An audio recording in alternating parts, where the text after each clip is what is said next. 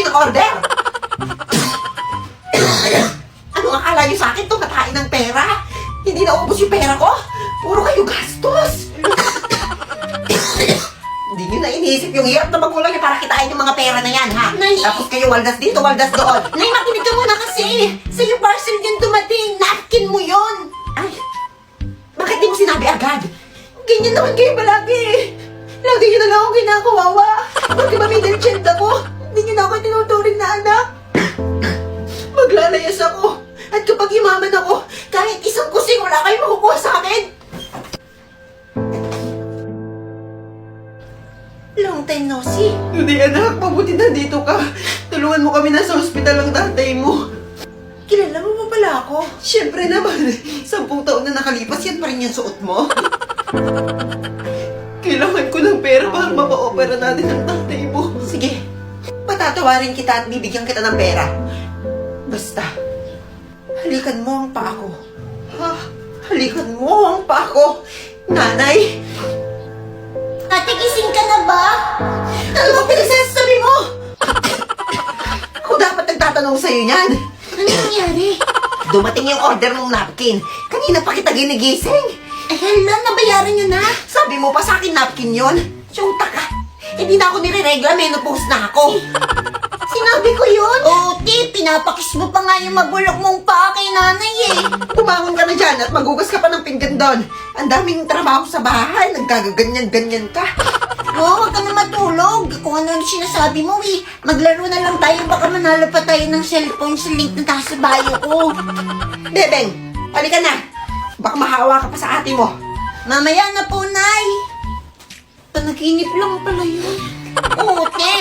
Di ka na nahawak kay nanay. May malala pa naman siyang sakit. Kaya pala inuubo siya. Anong sakit niya? Meron siyang tuberculosis. Hello, Nanay! Nanay! Kailan kita inire? Aakit po ako ng ligaw. Aakyat ng ligaw. Asan yung hagdan mo? Sige na po, payagan niyo na po ako. Ay, bakit? Kaya mo na bang buhayin yung anak ko?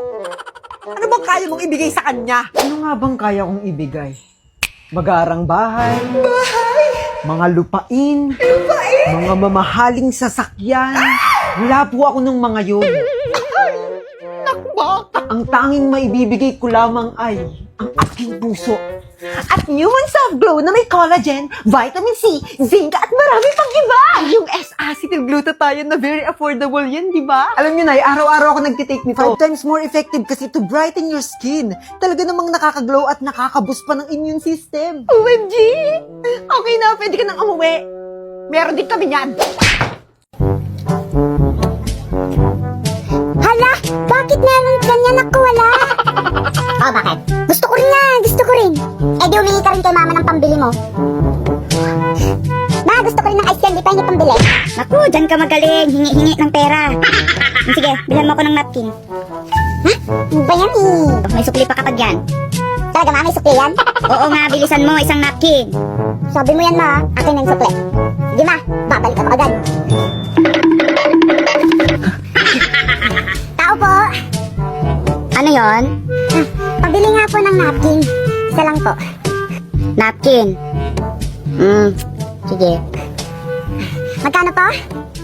Magkano? 20. Traidor ka, ma.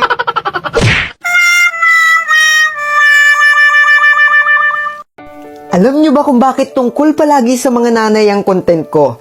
Dahil malapit sila sa akin. Nandyan na yung nanay na mareklamo, nanay na mapag-aruga, nanay na patuloy na nagsasakripisyo para sa mga anak. Yan ang ilan sa mga katangian ng mga nanay ng buhay ko.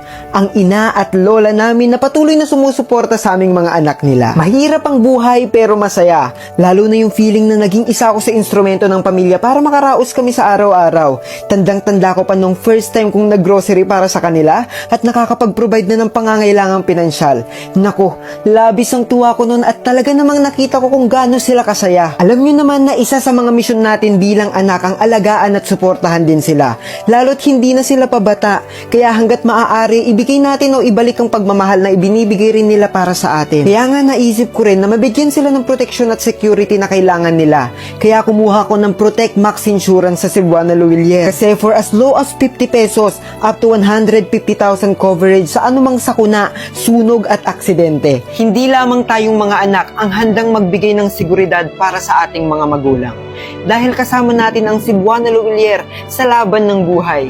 Kaya sa mga magulang na patuloy na nakatindig para sa kanilang mga anak, saludo po kami sa inyo. At lalaban din kami mga naksi nyo para kayo'y maging protektado. Ay, magsibayad na kayo sa class funds! O, Jessica, bayad mo. O, bayad. Dalawa na kami dyan, ha? Tara na. Thank you, Bes. O, Bes, kumusta? O, ito yung lecture ko kahapon. Hiramin mo muna. Okay ka na ba? Medyo, Bes. Thank you, ah.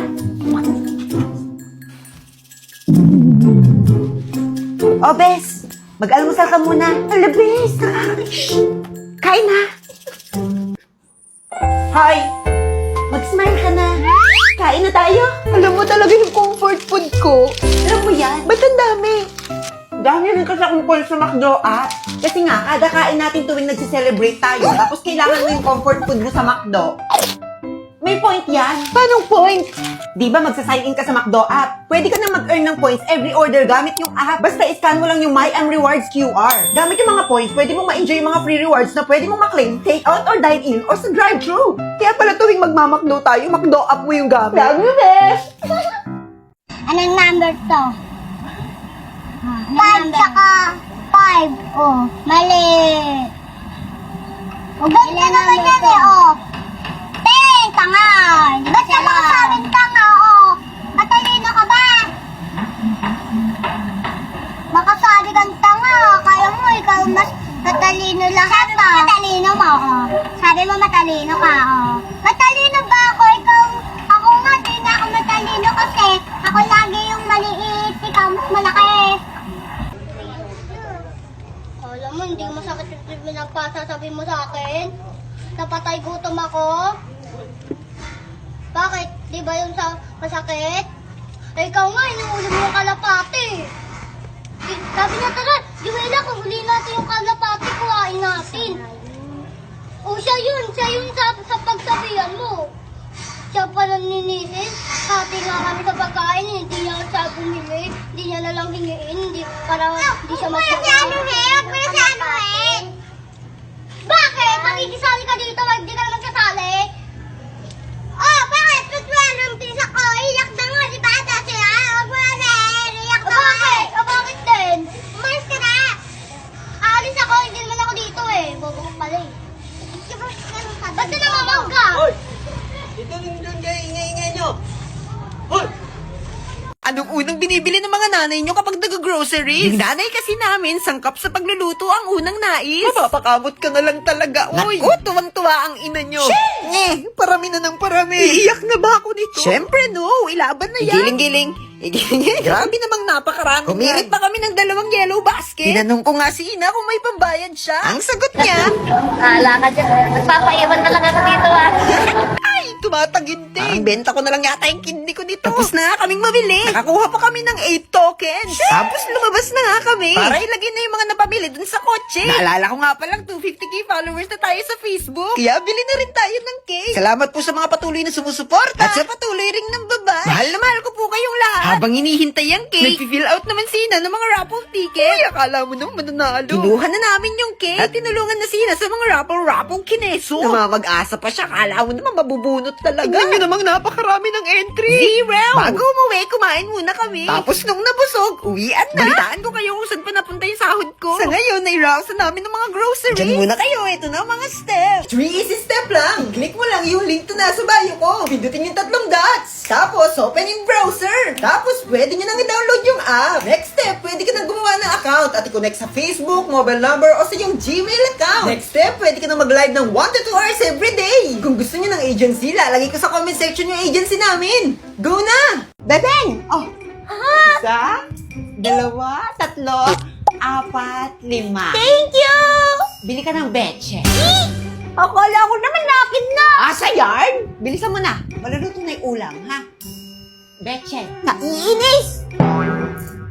Ate, pinabibigay ni nanay. Wow! Isa, dalawa, tatlo, apat, lima.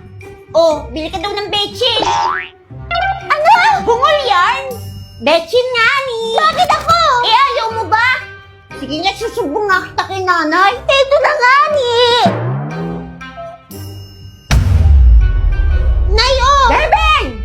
Nasaan na yung pinabibili kong betche? Teka! Si Bebeng inutusan niyo bumili? Ay, oo, ang tagal. O, ayun na pala.